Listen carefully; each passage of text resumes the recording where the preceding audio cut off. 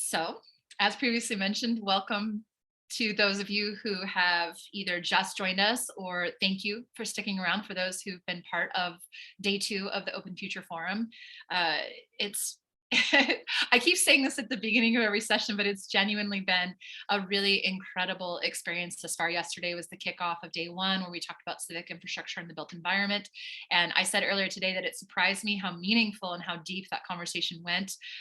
And today has followed suit in the way of getting into conversations around regenerative ag and agroforestry, food systems, hunger, nutrition, and now justice, which is an incredibly important conversation to have, especially if we're going to talk about food and access. We're looking forward tomorrow as well for conversations about eco-restoration and land stewardship, reciprocity, and examples of sort of ways to navigate the changing and dynamic climate we find ourselves in, social, politically, and ecologically.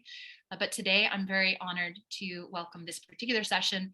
I had an earnest desire to make sure we curated this and to invite particular voices, because I knew that if we didn't have this conversation, we would be in fact doing an injustice to the real fundamental realities of lack of access, equity, and justice in our not only US food systems, but globally. So I'm very honored to welcome all of you to this session on food justice and community resilience. The panelists today will be Malik Yakini from Detroit Black Community Security Network, Coach Dee Williams, who I think isn't joining yet, but I'm really excited for her to be here. She is a fiery advocate for community resilience with Get Fit, Fly Right New York. I think she'll be here shortly. Andres Jara with Roots, Rice, and Beans. Mafah Cornelius Kuta. Kuta's been here all day. Thank you so much for sticking around with Wandusoa Organic Cameroon. I'm really excited to hear from you, Kuta, and have you with us. Suparna Kudesia from CoFED. I saw you just joined. Thank you so much for joining us today. And then a dear friend of mine, Alison Hensley-Sexaur from the Rogue Valley Food System, who's been a great teacher to me in a lot of ways about the real underlying belly of food systems, and teaches me all the time about ways to be more aligned with the living world and with justice. Before we jump off and get started with this, I do want to thank our co-convening partners. This forum is definitely a collaborative effort, and it's been, like I said, a true joy to have this global community weave together. And I thank our partners, American Sustainable Business Network, Bluefin Investment, Eco Restoration Alliance, El Puente, Global Unity, Guild of Future Architects, and Heartland P5, Imagine World, Institute of Ecotechnics, Intergen Family, Kinship Earth, the North Carolina Agricultural and Technical State University, who we are going to hear from a bit later in the design session on the regenerative extension, and who are our sponsors for today. Partnerships for Change, Pro Social World, Reconsider, Toxic Free Future for Our Children, Triangle Foundation, and United Refuge.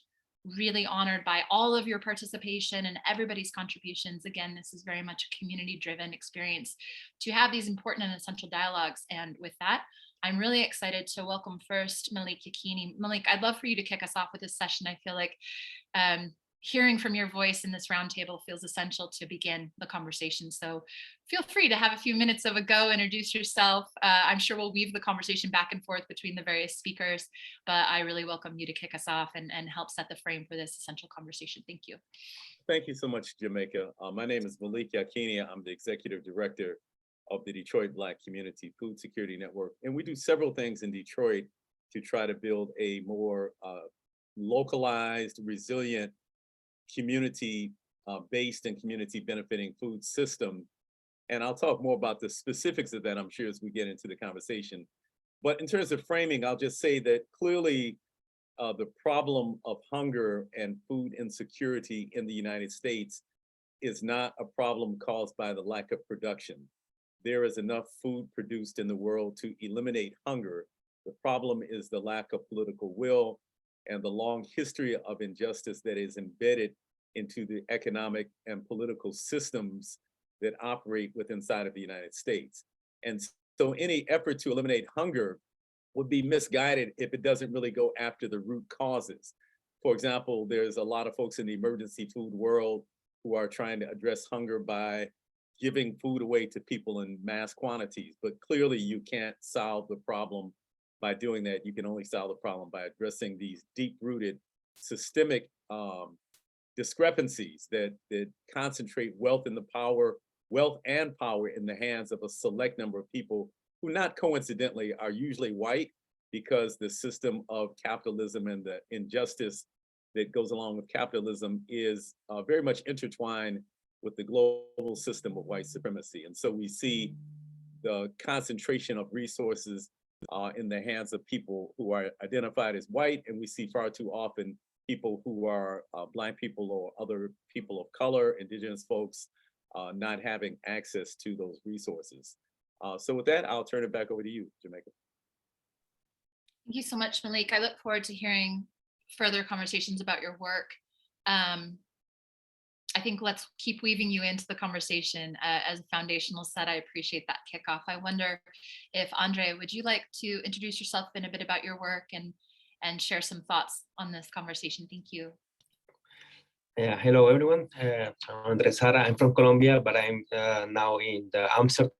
We have community-supported agriculture in the outskirts of the city. It's around 1 hectare, and we just trying to do things differently. Grow food for our community and make it affordable for everyone, just not for the wealthy ones. But I will tell you a little bit more further how we do this in order to create change in the system, in order to share with everyone the right of eating healthy food. And then also I would like to address how together we can actually work into improving the resilience of food sovereignty, and also different cases of the States and the Netherlands as one of the biggest food producers in the world. Andre, thank you so much. I know it's late where you are too, so thank you for joining us for this panel, but I appreciate that this is a global conversation. And while it happens at very, very personal and local levels, and there's different considerations and constraints, whether you're in the States or in other places, it is a global fundamental construct of a system that continues to oppress and create inequity and lack of access, even though, as you said, Malik, there is abundance. It's about distribution and it's about access, and I really appreciate that. Making sure that we understand this as a global conversation feels essential. With that, I would love Suparna for you to jump in and introduce yourself as well. Thank you so much, Jamaica. My name is Suparna. I use she, they pronouns, and I'm the choreographer for Collective Change, also known in the nonprofit industrial complex as the executive director of CoFED, which is the Cooperative Food Empowerment Directive. We are a national organization that primarily works with young, queer, trans, Black, Indigenous people of color who are interested in either starting up or scaling up their food or land justice-based cooperatives. Like Malik was saying, we see the intersections of how class, race, gender, in this, especially migration, immigration, disability, how it all shows up in our food system, and any conversation about food or land is really vacuous without a conversation about these intersectionalities, especially in a food system that is rooted in, it really has its roots in theft of land and in labor. So our commitment at CoFED is to see how my approach to, as in this position of executive director, is to I see all wealth as stolen wealth. So it's about how do we return wealth into the hands of those from whom it has been taken. I work with funders to be able to educate and support them in understanding, as has been presenced over here, some of those ancestral practices, to understand what are the roots of what's happening in our system, especially when it comes to food and land justice. And we support young folks with very practical things, so to speak, with technical assistance, financial assistance. If you're interested in collectivizing your nonprofit or moving more towards a cooperative framework, that is what CoFED does. And I'm really excited to listen and learn from all of you all. Suparna, thank you so much. I'm so grateful to have you here. It feels essential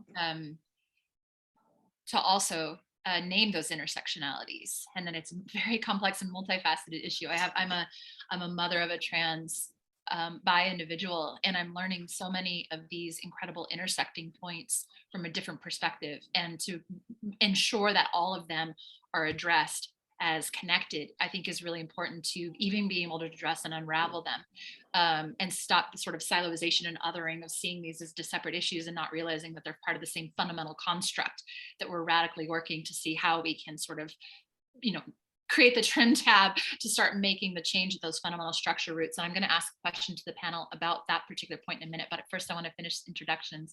Kuta, I'd love for you to welcome yourself here to this space, introduce yourself, and then Alison will go to you, and then I have a question for the panel. Thank you so much. Thank you, Jamaica. How do you hear me? Can you hear me? We can. It's a little bit muddled, but I know you have some reception issues. I'm not sure if you maybe turn yours down a little bit. We can mostly hear you though. Please go ahead. Can I talk without the video? Yeah, maybe stop video. It's a little reverb. We can hear you, but it sort of has an echo. But we'd love to hear you. Just please do try. Okay, that's better. That's a little better. Okay, my name is Mafah Cornelius Kuta.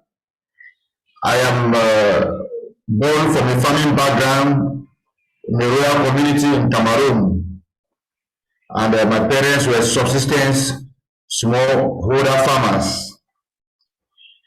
Actually, from a family of 8 children, we successfully went to school, to primary, secondary school, and then I dropped out of school because my parents died at that stage, and I couldn't go straight to university like all my classmates. So I actually was frustrated, went back to the village, and I couldn't do anything because of lack of job opportunity. Indulged myself in drug consumption and alcohol, and I became a laughing stock to everybody. So one day I thought to myself that if my parents could work in the farm and feed us and put us in school, then I can do better. So I decided to take up farming as my livelihood. So I so much love farming, I'm very passionate. I was always going to the farm with my parents, and I was able to raise money to go to tertiary education, and I became a secondary school teacher. So the opportunity for me to become a full royal entrepreneur was at the moment when I was appointed as principal in a secondary school. So this school was actually attended by children from poor farming backgrounds, and they couldn't pay their fees, and the school was almost closing its doors because of lack of funds to run its activities. As the chief administrator of the school, I suggested that we could set up agricultural enterprises within the school that could raise up money to offer education and relevant education, of course, to these children, because the situation that the school was going through did not reflect a school that was found in a rich volcanic soil and with children from farming background. So it was a private owned institution, and the proprietor did not heed to my advice or my suggestion. So that caused me to resign and went back to the village to create a food and mixed food tree organic farm that became a training ground for young school dropouts and a means of finance for the project itself. But in 2016, I had to stop this project because of the outbreak of the ongoing Anglophone war in Cameroon, the Amazonian war, and I had to flee for my life. And most of my beneficiaries became soldiers fighting against the regular army of the Republic of Cameroon. So it is in this internally displaced situation that I obtained a scholarship in Kantari in the south of India, an institution that trains social visionaries, where I find myself today. And it's a scholarship for 12 months. I've already done 6 months. I'll be going back to Cameroon in December with an organization that I've set up, the Wandusoa Organic Cameroon, which has a vision to preserve and restore the topsoil that is needed for all species to survive and to provide healthy food to all. So briefly, that's all I can say. And in the course of our talks, more might come. Thank you very much. So thank you so much. And thank you for sharing your story. That part about personal will, some of it is systemic will. In fact, all of it is systemic will, but there's also this incredible courage to have the personal will to decide to move in a direction of thriving. And I really respect deeply the journey that you've had. And I look forward to hearing more from you in this panel and your experience and the work that you're doing to ensure that particularly your focus on the next generation of children having a foundation of health and food access and support. It's incredibly important work. So thank you, Kuta, so much for being here with us. Alison, I'd love for you to round us out. And if Coach D arrives, we're gonna slot her in. But Alison, if you want to introduce yourself, and then I have a question to you all as well. Thank you, Alison. Thank you so much. I'm so grateful and happy to be here. My name is Alison Hensley-Sexaur. I say all my surnames as I come from ancestors of Scottish, English, and German background. My people were colonizers and colonized. I come from the mountains of the land of the Togava in Southern California, and I'm calling in now from the lands of the Takelma and the Dakabutiti and the Shasta people are the ones who have tended these lands for tens of thousands of years, just upriver from the Yurok and the Kurok on the Klamath River, who still tend the same lands that they've tended for thousands of years. I am the steward of an organization called the Rogue Valley Food System Network. The Rogue Valley is the name of this valley, its present day name. In Southern Oregon, and the work I do is we promote equitable food access, ecologically sound agricultural practices, and economic vitality, right? And then, so that's the mission statement. And then the real work, and as I'm listening to all the other panelists introduce themselves, the real work is untangling this crazy web of ownership and land access and slavery, and in Southern Oregon, these crazy laws that kept Black people from owning land or even being here for so many years, and present day, all of the present day lived experiences and realities and how those relate with food access and food justice, food security, who has food, who doesn't have food, who gets to make the decisions about who has food and who doesn't have food.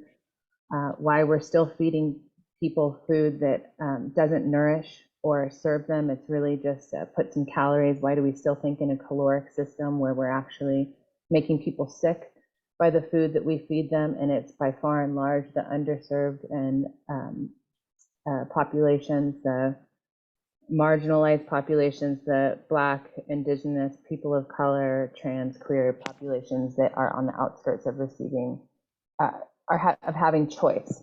And so we get to do a lot of work around, I should say also that this is a very rural area, very rural. So the outreach here is probably distinct from some other places like Detroit, or I'd love to hear more about Cameroon. I'm just fascinated. I'm very present to the diversity of lived experiences we have here on the call, and what food access and food security might mean to the different people in their regions.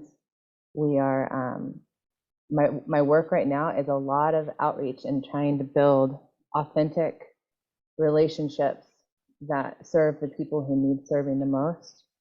And it's interesting, I just noticed Kevin Rowell on the phone, and he did a Facebook post that resiliency happens at the speed of relationships.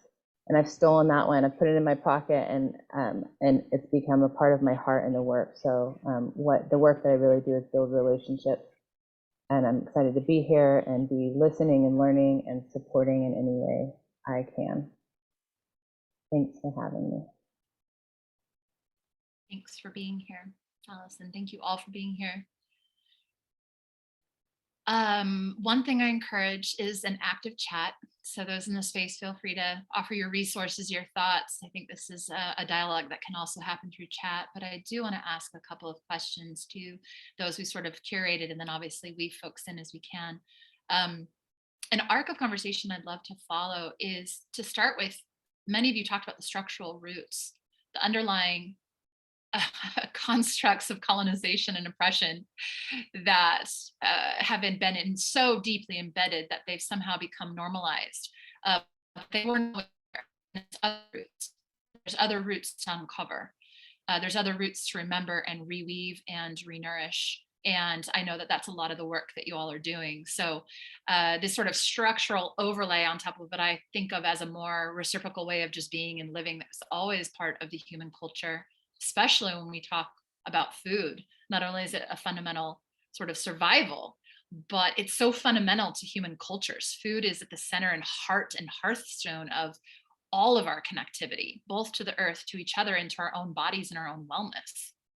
So the question I have, and I want to arc us towards, what are you doing in your work to sort of, alleviate, transition, transform, transcend these original sort of constructs that have been, placed on top of what I think of as probably a more woven web, as we're remembering ourselves in that wovenness and dealing with the constraints of this very oppressive colonizer system.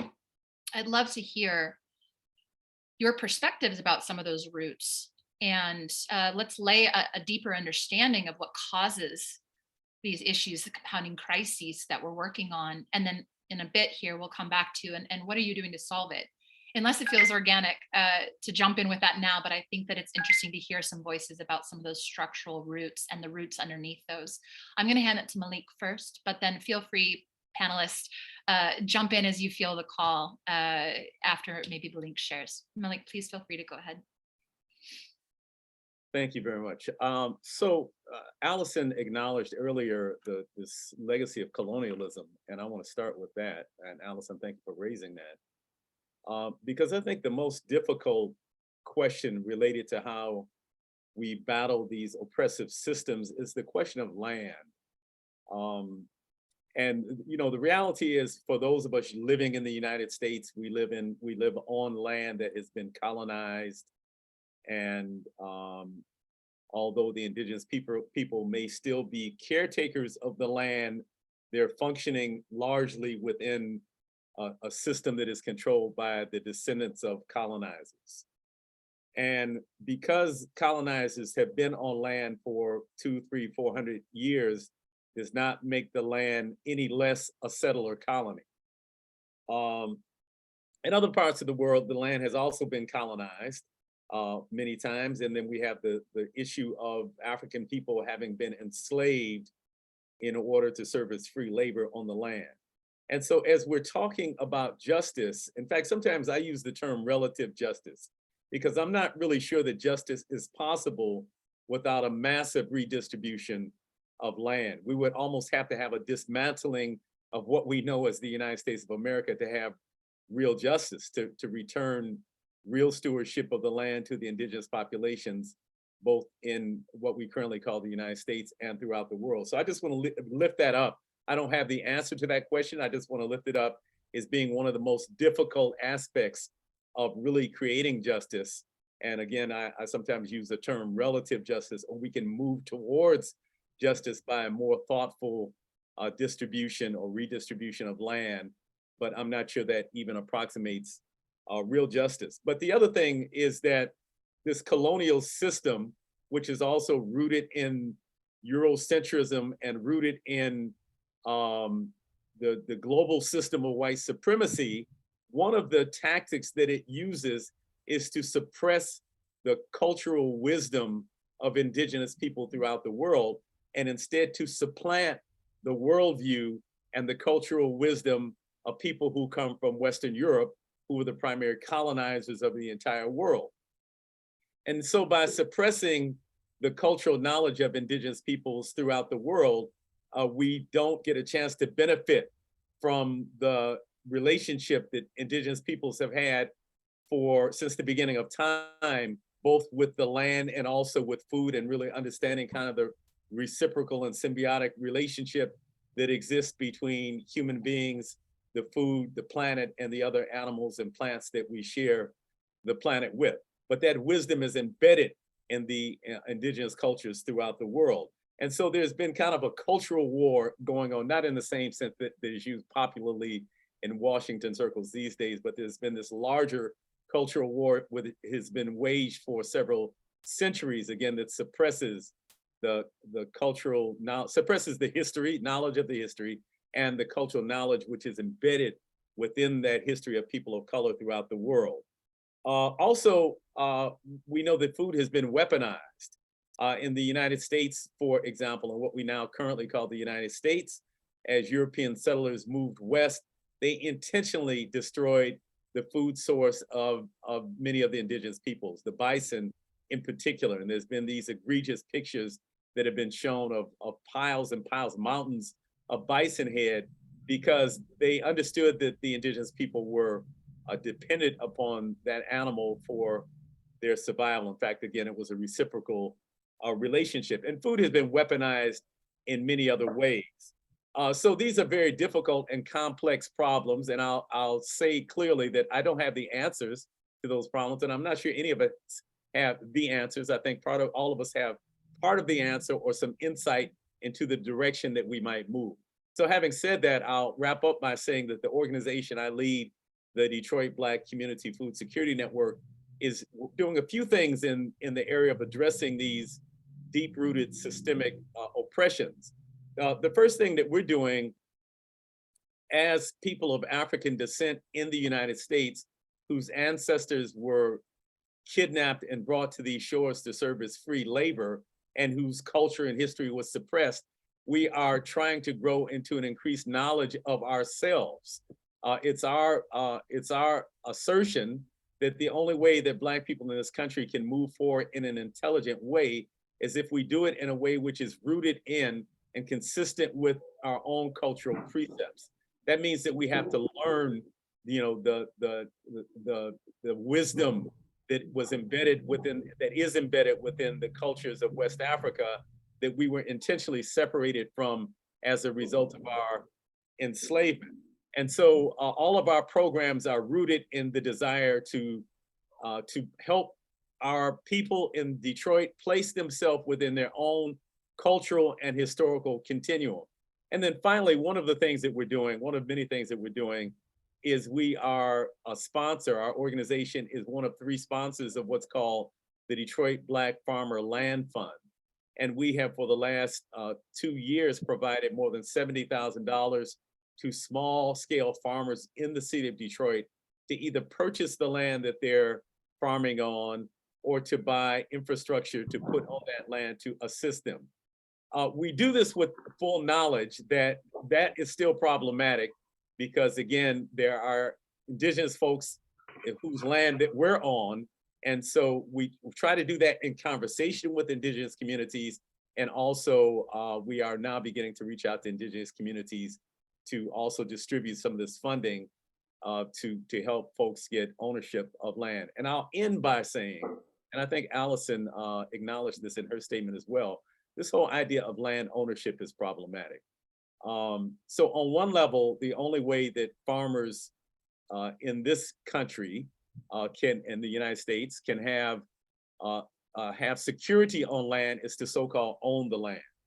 But the reality is that this idea of land ownership is a European concept, a Eurocentric concept that was imported along with colonialism that runs counter to how most of the world saw land stewardship, as Alison mentioned. How can we own the earth? We didn't create the earth. How do we own an island or own a lake? How is this even possible? Where does this thinking come from? So it's a fallacious concept, I think, that we have bought into. And so on one level, as we're looking at the short term, yes, we do have to look at how we collectively so-called own land. But as we're looking at the long term and the societies that we want to bring into being, I think we should reconsider the whole concept of individual land ownership. Cool.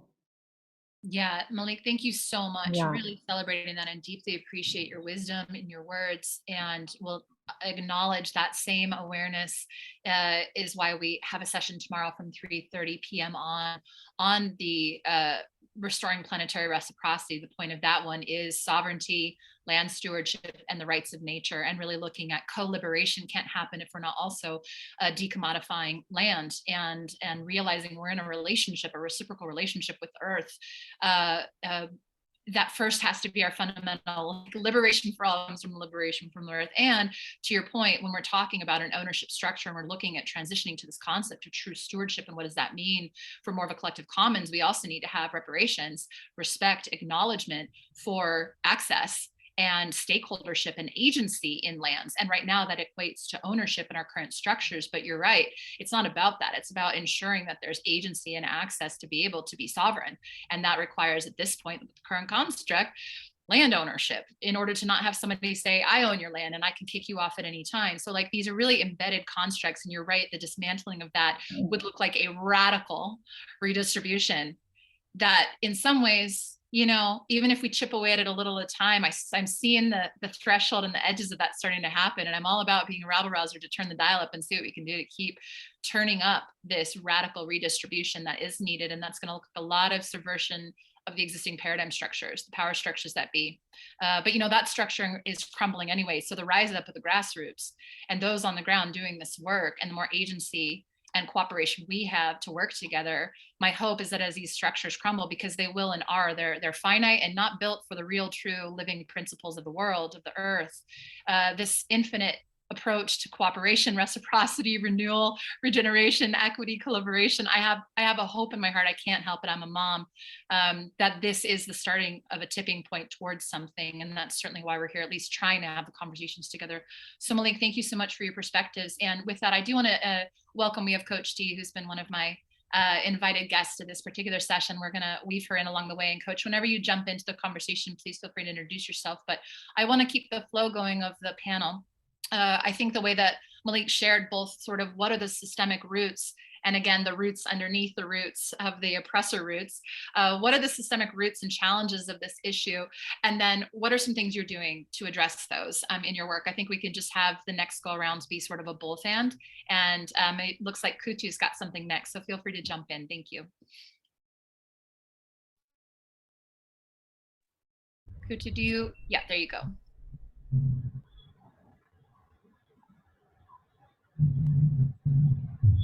Hello? Can I join in? Yes, please do, Kuta, go ahead. Yes, I want to talk about the root causes of the problem about the food system in my country, Cameroon. You know, I was born in 1975 and in an environment that was so foggy, trees around, earthworms everywhere, and rich indigenous food. And you need to come there now and see the place. It's becoming a semi-desert.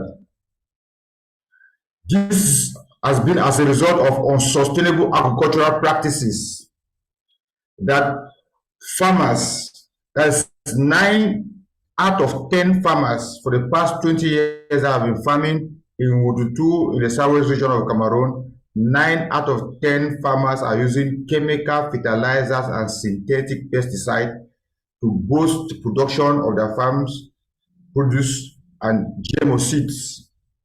And they have abandoned their cultivation of the indigenous food that we have been using and growing up with to cultivate these tomatoes and pepper. So they have shifted to monoculture just to have money, neglecting their health and their food that they eat.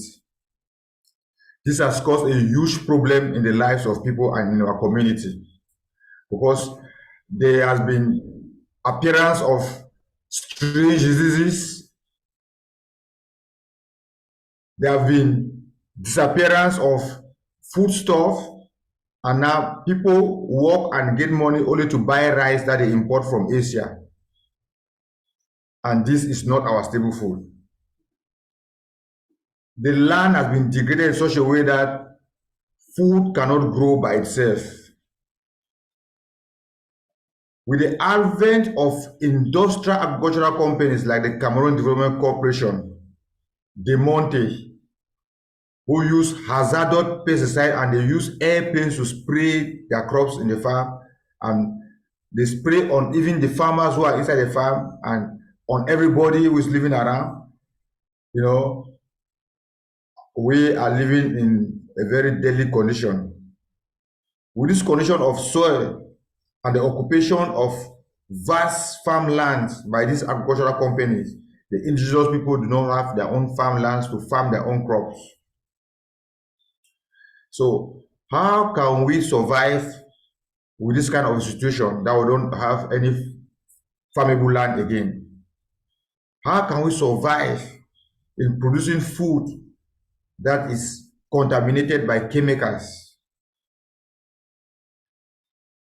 I want to change the story of my community members. I want to change it because I stood amongst all other people for the past years, working without gaining the money that everybody is gaining, just to maintain the status, because I was aware the state of our land in our farms. So I don't want to talk about the solution right now. I want to really say that the government too is playing its part to cause a lot of food loss in our system, because it is in the way of keeping the youth in the suburbs occupied with farming situations, not to take part in the political will. They offer them these fertilizers for free. They offer them these pesticides for free. They offer them the GM for free. Let them occupy themselves there. And when people from abroad, especially those in the diaspora in America, open the eyes of these young people that they are suffering, they had to rebel against the state, which is actually a root cause of the ongoing war, because the eyes have been opened. Now, if nothing is done, they might plunge in a situation of no return in Cameroon. So I'm actually having the goal of creating a regenerative agricultural school that children will be able to learn on a hands-on approach, regenerative farming and some business, them to become, the next generation of regenerative farmers who are having their business in the rural community, that is having a lot of opportunity that people don't see. That farming is not only about going to the farm and working, producing food, but there are many opportunities in the rural communities which are actually having links with agriculture, if we can do it in the way that we are environmentally conscious and restoring the soil and preserving it for the next generation to be able to farm food that they were, badly needs.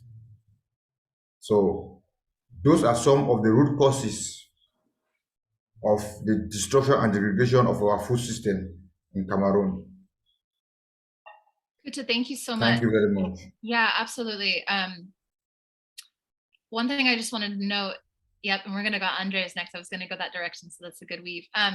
One thing I want to note is that, I have several connections I've made beautifully through Open Future Coalition with young African farmers working on syntropic agroforestry, working against all odds with very little resources, because they're so passionate about the realization that they have to get out of the chemical industrial complex to continue to poison their communities, that, is expensive and continues to create and perpetuate economic injustice and keeps them in a cycle of being bound to fertilizer chemicals and at a loss, not only of their economic viability, but of their health and their well-being for themselves and for the children. And it's this compounding issue. But what's fascinating and beautiful and hopeful is I've literally in the last maybe 3 to 6 months met like 5 of these young African farmers from various countries within Africa that are all sort of, building a swell of energy towards trying to do their best to create more educational opportunities for young farmers to deploy syntropic agroforestry and have more of that education and especially work and focus on the children, so the next generation has more of that foundational health and well-being and vitality and economic opportunity and food security. So I just really appreciate your share. It's so essential. And knowing that there are young farmers out there, but it's about connecting them, resourcing them, helping us see each other. But knowing that what you're sharing and the need that you have is something that I've now witnessed many times, or at least several enough to know that it exists. I'm hopeful for the work that you're up to and appreciate you sharing today. For the sake of the panel time, what I'd love is at least everyone that we've invited to have one more opportunity to share. So Andre, I'd love for you to share next. Suparna, I'd love for you to go next. And Ali, if you're okay with it, I'd love to make sure Coach D gets around in there, and then we'll close up with Alison as well, and then any final thoughts. But I really want to make sure we hear from all of you one more time. So Andre, please go ahead and feel free to share. Thank you. Yeah, so I would like to share with you what the situation that we're experiencing here. Of course, our reality is way different. We're in a really way smaller country and in a really outskirts of the city. So we still consider in our urban agriculture. And it is true what Malik was saying, that the difference and the more challenging parts at the moment is about food, land, like landlords, people owning land. There is no access to land. And then this is one of the most difficult parts, because whoever owns the land decide what is there can be done. Then in our specific scenario, it's the municipality of Amsterdam that in one case, so also to share a little bit of the governmental phases and aspects that we're facing in our situation. That in one side, they said that they would like to have green initiative, more urban agriculture in which people can actually be fed with food that comes from a local source. But in the other hand, it's the same municipality that is actually granting, giving the possibility to big players like supermarkets to buy the land to just build warehouses and put concrete slabs, and they just destroy a work that has been done for many, many years of agriculture, organic agriculture. Then this is one of the dualities that is we're facing in this moment, where it's not just to focus in the dark side, but also to see the bright side. Is that we are taking the opportunity to actually try to do something to stop this. So in this particular case, there is something that is a plot of land that is called Food Park Amsterdam. So it's 42 hectares of land that has been organic agriculture for the last 30 years. Then, unfortunately, the previous owners, they decided to sell to the municipality because they were getting old. They didn't have any children, so they couldn't find someone that wanted to continue. But then at a certain point, the municipality wanted to were putting pressure on them to start reducing the land and start putting more buildings, more warehouses, and more spaces. So we were lucky enough that we are a group of 5 friends, or all of us, we are between 30 and 33. And we are doing the regenerative agriculture with biointensive way of growing food in very small pieces of land, but with a tremendous yield in order to feed the community that it's around us. So we got, fortunately, the opportunity to take over 1 hectare of land and then do what we think is the better to actually feed the community that is around us. And in that aspect, it's just trying to fight a little bit against what they to fight against the land appropriation from these big companies, trying to make something positive, not just for the community, but also for the soil in that aspect. just having the opportunity to be there and just having seen how already all this heavy machinery is just going around us, and still in the proximity of our land, having to see how the land is getting destroyed is just a heartbreaking experience. But a little bit in the small light of sunshine when we know that there is parties or other possibilities that we might be able to actually get more land in order to do more of this what we're doing. So I also like to tell you quite fast of what we're doing.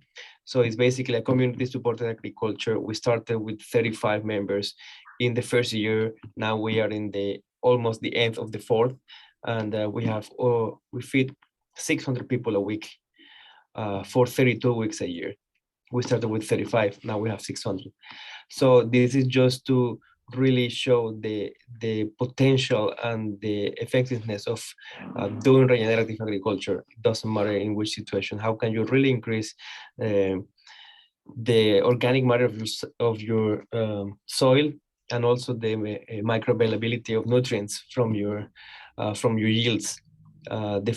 Just to give you an example, the first year we harvested 3.5 tons of vegetables in 4,000 square meters, and in the third year we harvest about 5 tons in the same amount of land, just being smarter and being having more of doing different methodologies like intercropping, and taking out a little bit aside the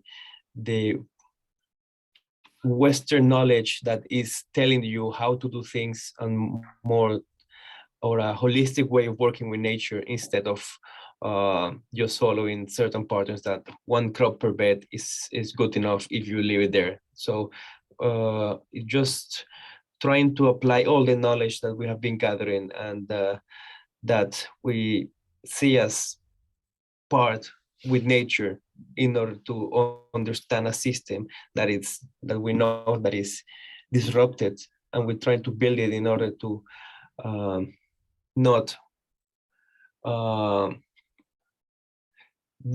to work with it, instead of like trying to control it. I think this is one of the most important things that we have seen, because around us there is no any other younger farmers. So, and then when they see us doing the techniques that we're doing, they say like, you guys are crazy. This is not going to work. And we really don't care.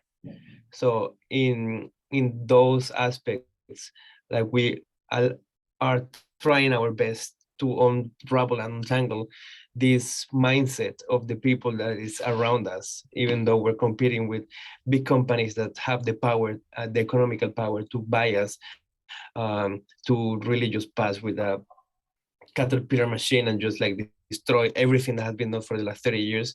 But we are there in the middle, really trying to expand this, and then showing that within a small amount of time, the power of regenerative agriculture can really shows that actually the soil increases, you can build a community around it, and we can feed so many people around it. So, and one of the important things of how we're doing our business is that the member have the possibility to choose the price. So we actually make it available for everyone, not just for the wealthy. So in that aspect, the people can really choose what they want to, what they can afford. And then of course there's people that can afford more than others, but that's the beauty of the system. So it's just not from the perspective of the environmental point of view, but also the socio-economical point of view, in the aspect that the people that have the possibility to pay a little bit higher wage, then give the opportunity to people that maybe cannot pay what others can, but that's the beauty of the system, that it balances. And then it's really a fair system for everyone. People that cannot really afford are part of it, as the farmers get a really normal wage, because it's a lot of work what we're doing, but also the people that it's has the economical means, they also support and share with the others. So in that aspect, this is one of the different, that is our proposition in this case for unraveling and answer this specific topic in the food security. Andre, it's so rich. Thank you so much for sharing. There's so many points there that I recognize that I'm longing for a much longer, deeper, wider conversation, and just acknowledging that. Just acknowledging we won't get to all of it today, but what you've shared touches so many points about intergenerational land transference and about reciprocity and generosity, and how sometimes the starting place for more of that conversation around equity isn't about waiting for, you know, some entrenched power that be per se, but to be community members with each other and practice generosity and equity in the small and huge ways that we can, where we do have agencies. I really am so honored to hear that you're feeding 600 people and modeling to other young farmers the opportunity to be in reciprocity and through regenerative practice. Thank you so much. I don't want to talk too much longer because Suparna, I'd really love to hear from you, and then see if we can squeeze Coach D in just to have a few words there. And I know my friend Alison well enough to know that she's just excited to be here having this conversation happen, but maybe we'll squeeze another word in or two if we can. But Suparna, please feel free to share. And thank you, Andre. Thank you so much. It's been so just soul feeding to hear all of this wisdom. I'll keep myself brief because I do want to invite Coach D also. I haven't heard from them into the conversation, and leave some space for Alison. I think for us at CoFED, the main strategy that we use for us, we see ourselves as organizers within the food system, and education becomes our weapon of choice and tool of choice to be able to organize young folks and organize ourselves. And I think the main thing that we see is that this sort of acceptance that, as has been presenced and mentioned before, that our food system is not different from other systems that exist in this country in terms of being based and built on a colonial capitalist framework. And so we keep digging what's under the roots, what's under the seeds, we keep getting deeper and deeper into what's globally happening. We've heard from Kuta, what's happening is just another manifestation of the same hydra that we're seeing in this part of the world too. Of course, what's unique about so much of what, when Malik brought up land, land appropriation and acquisition, even the notion of it, and the fact that the percentage of Black land ownership has gone down in the last so many years to almost less than 2% at the moment. I think this is all, this is not, I think that the thing that I want to keep bringing up is that this is not by accident. These are all things by design. These are things that we understand not just as manifestations of a broken system, but a system that was designed to continue to be broken and designed to continue to support and build the wealth of only a few minority. And so I think the piece that I want to bring up here is how do we do this simultaneous act of and that's my kiddo in the background. How do we build up this simultaneous act of literally burning stuff down that is not working, and like disrupting what's not working while building the places that we want to be free in?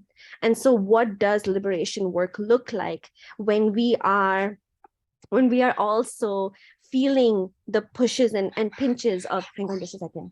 Hi, bacha. I know. Baat mein baat kehte hain. Ek second. Hi, baby. Very excited, a little one. But I think the thing, just to retrace my last words. So I think the strategy that CoFED really utilizes over here is around cooperation. We believe that one model to really deepen our solidarity economy work, our work of disrupting the way these systems have existed, has to happen at various levels. It has to happen personally, interpersonally, but structurally and systemically are what we're really focused on. And that's what we're trying to build with the conversion of current traditional organizations into co-op models, and then also seeing cooperative models thrive. Because cooperation, as Dr. Jessica Gordon-Nembhard will also write in her book, Collective Courage, which really archives the history, the very, very rich history of cooperation and cooperative culture among African Americans and among globally, the global South. I think what what we can really see is that cooperation is not just an economic tool. It doesn't just have an economic purpose for our communities.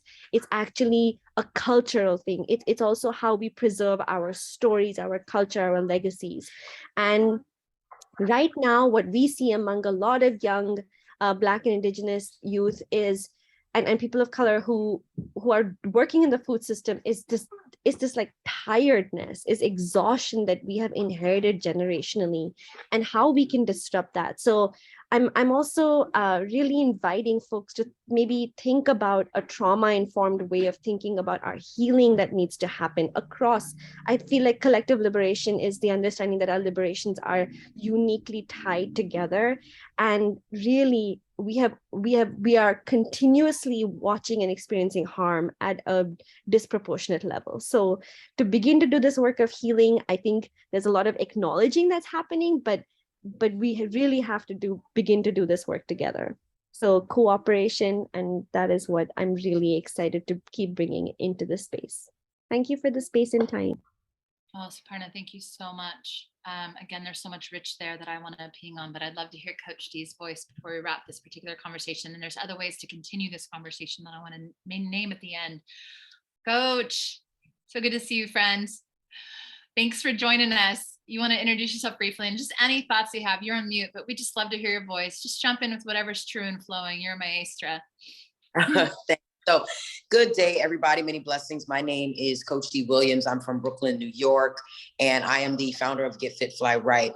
And really my mission is to change the way that we approach mental health in sports. But I do a lot of other work, because when we talk about mental wealth, what we're talking about is the integration of a plethora of systems. So we're talking about the energy system, we're talking about the mind system, we're talking about the physiological system, and we're also talking about the emotional and energetic system.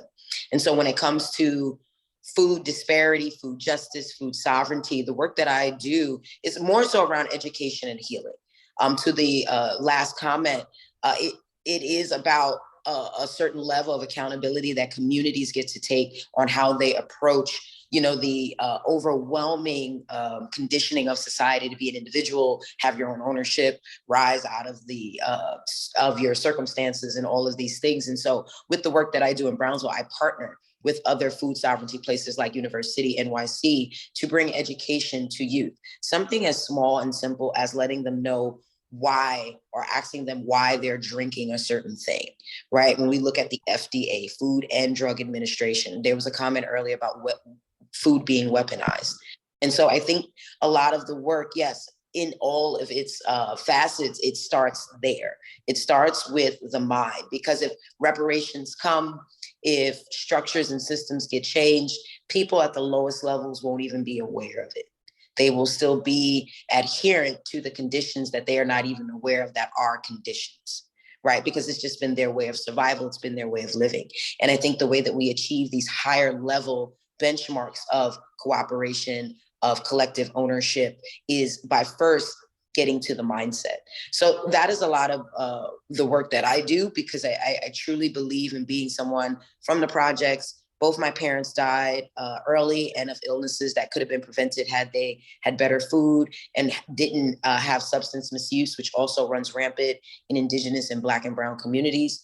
Because, right, there is a lack of worth. There was another comment about youth being tired, right? There's a conception within these communities that we must do these things. We have to do these things. We have to keep up with the Joneses, and not essentially in the way of being rich, but more so just playing the game, as opposed to becoming our own blue ocean and going back to the ways that actually had us thriving and not just sustaining. The current systems in place aren't broken. They're working very, very well and very, very efficiently. And I think it's getting our people to understand that. Because when we say that the system is broken, then we continue to hack away at the leaves. But if we understand that the system itself is what it is and it's working, then we can hack at the root, which is our own conditioning, which is our own level of agency and our ability to work collectively with each other to, as I said, create these blue oceans. Boom. Thank you for that so much, Coach T. Again, I know we're at time for this particular session, but I just want to acknowledge the wisdom, the work, the resilience, the passion, the honesty, the authenticity, and the willingness to keep showing up together in these spaces. I'm so grateful and feel honored to be one host. Hopefully I hosted you well in providing a platform to share all the insight. And I do feel like this is the conversation that I personally feel in service to continuing to try to hold together. Those who have platforms, for me, I want to make sure they're platforming the work that you all are doing. So with my privilege, I want to make sure to center the voices that you've all shared today. So I would like to invite y'all back again, is what I'm saying. I think there's another opportunity to go a little deeper and have some more time together. But I appreciate the time for today. It's very relevant, and I'm glad that you joined us for the Open Future Forum. I'm going to go ahead and close this particular session so that we can open the next one, which is talking about actually a center here in the States. Obviously it's US focused, but what we're setting up is a national center for regeneration, accessing colonizer dollars to actually bring into a system that allows a matching fund for local dollars, particularly focused on historically Black universities and colleges through the university system, that brings through the land grant system resources for local dollars to get the federal matches that historically have been left on the table because the local dollars don't exist. And so it just continues to perpetuate economic inequity. That's the conversation we're going to be in next. We're really excited about that project. It's one tiny little sliver of a solution to this much more complex issue, but stick around for that conversation. And I will end this recording by just a humble bow of thanks to each of you and your work. Feel free to shamelessly plug the work you do and the resources that you need and the things you offer into the chat. Thank you for everybody who's been joining us on these panels all day. Some of you have been here. We're so grateful for your presence and your listening. And I'm going to end the recording with that in a great honor. Thank you, Malik and Andre. Thank you, Suparna, Alison. Thank you, Kuta. Thank you, Coach D. Thank you all for being here.